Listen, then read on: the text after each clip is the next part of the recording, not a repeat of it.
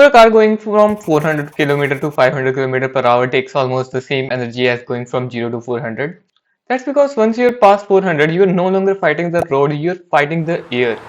Air resistant density feels like very thick jelly. So how did BYD Yangwang U9 Extreme do something that sounds physically impossible? Especially where other cars cost multi-millions, Yangwang is costing around only 300k.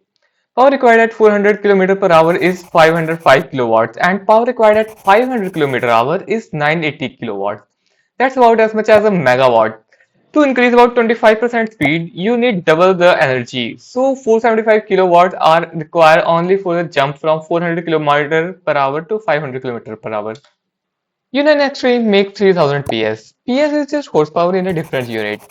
3000 PS is 2960 horsepower. Horsepower is essentially ability to pick 250 kilograms 1 foot in 1 second.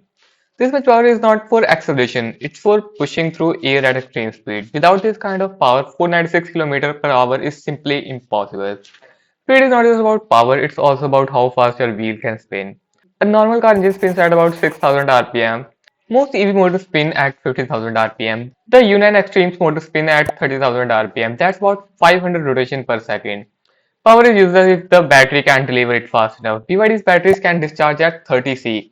That's the level of energy dump that is happening here. Most EVs simply cannot do this. To move massive power, you need high pressure. Electric pressure is called voltage.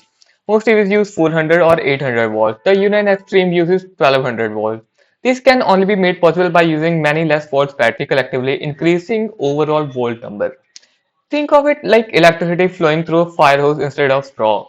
At nearly 500 km per hour, even tiny instability can be fatal. The U9 Extreme uses 4 motors, one for each wheel. This allows the car to correct itself thousands of times per second. Active suspension, special high-speed tires, and ultra-low ride height keep the car planted. This was not normal road run, this was done on specialized high-speed test track. The speed was touched briefly, not sustained forever.